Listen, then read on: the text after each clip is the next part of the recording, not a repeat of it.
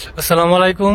আজকে আমি খুবই গুরুত্বপূর্ণ একটা টপিক নিয়ে কথা বলবো। বিশেষ করে রাশিয়াতে যারা স্টুডেন্ট ভিসায় আসবেন তাদের জন্য আজকে ভিডিওটা খুবই গুরুত্বপূর্ণ। তো স্টুডেন্ট ভিসায় আসার জন্য রাশিয়াতে আপনাদের চাহিদা অনুযায়ী কিরকম সিটিতে আসবেন এবং কোন সিটিতে কিরকম বাজেট লাগবে এই বিষয়ে আজকে আমি কথা বলবো। তো সম্পূর্ণ ভিডিওটি পাশেই থাকুন, তাহলে বুঝতে পারবেন। আপনারা যারা রাশিয়াতে স্টুডেন্ট ভিসায় আসবেন তাদের জন্য সবচেয়ে গুরুত্বপূর্ণ বিষয় হচ্ছে যে আপনাদের ইউনিভার্সিটি সিলেক্ট করা। তো আপনারা চেষ্টা করবেন যে আপনাদের যাদের দিয়ে ফাইল প্রসেসিং করাবেন তাকে ফাইল দেওয়ার আগে বলে নেবেন যে আমি আসলে রাশিয়াতে আসতেছি, আমি শুধু কাজের প্রতি আমার ফোকাস থাকবে বেশি, পড়াশোনাটা একটু কম করব। সেক্ষেত্রে আপনাকে এক ধরনের ইউনিভার্সিটিতে অ্যাপ্লাই করে দেবে। আর যদি মনে করেন যে না আমি পড়াশোনা করব, শুধু পড়াশোনার জন্য আসছি, সেক্ষেত্রে আপনাকে অন্য ধরনের ইউনিভার্সিটিতে অ্যাপ্লাই করে দিবে। তো প্রতিটা স্টেটে আপনার 5টা-7টা ইউনিভার্সিটি থাকবে। এর মধ্যে দেখা যায় একটা ইউনিভার্সিটি হয় এরকম যে ওই পড়াশোনার প্রতি প্রচুর চাপ থাকে, মানে পড়াশোনা করতে হয়। তো এই ইউনিভার্সিটিতে যদি আসেন তাহলে আপনার দেখা যায় যে আপনি কাজের প্রতি খুব একটা ফোকাস দিতে পারবেন, আপনার পড়াশোনার প্রতি আপনার ফোকাস দিতে হবে।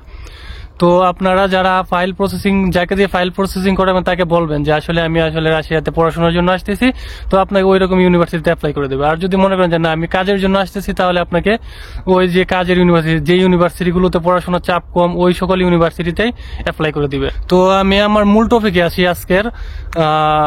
আসলে আপনারা যারা রাশিয়াতে আসতে চান আপনাদের বাজেট অনুযায়ী আসলে আপনাদের ইউনিভার্সিটিগুলো চয়েস করা উচিত।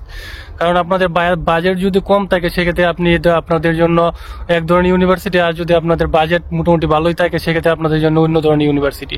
তো আমি আজকে এই বিষয়ে কথা বলবো যে আপনাদের এভারেজ যে রেটটা ওইটাও আমি বলে দেবো যে কিরকম বাজেট হলে আপনি কিরকম ইউনিভার্সিটিতে আসতে পারবেন।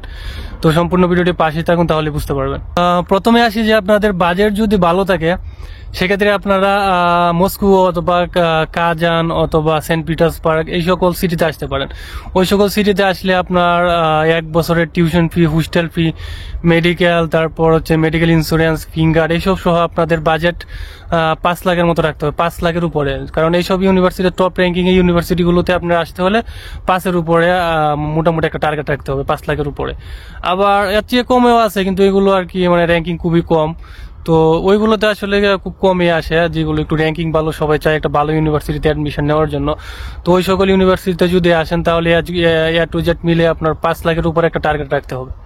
তো আপনাদের বাজেটটা যদি তার চেয়ে আর একটু কম থাকে সেক্ষেত্রে আপনারা উরাল, রুস্তব অথবা বেলগুরুদ এইসব স্টেটে আসতে পারেন। তো এইসব স্টেটে যদি আসেন তাহলে 1 বছরের এভরিথিং সব খরচ মিলে আপনার বাজেট রাখতে হবে বা 4.5 লাখ টাকা বা তার চেয়ে একটু উপরে এরকম বাজেট রাখতে হবে। তবে প্রতিটা স্টেটে আপনার 5টা-7টা ইউনিভার্সিটি থাকে। তো আপনারা যে স্টেটে আবেদন করেন না কেন আপনারা আসলে আপনাদের যে উদ্দেশ্যটা ওইটা বলে তারপর আবেদন করবেন।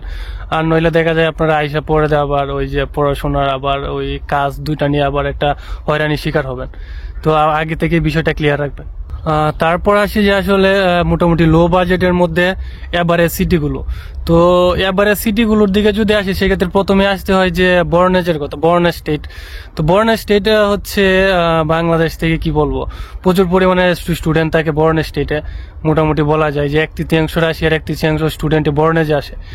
তো বর্নেজের বিষয়টা হচ্ছে যে বাঙালি কমিউনিটি এখানে খুবই ভালো।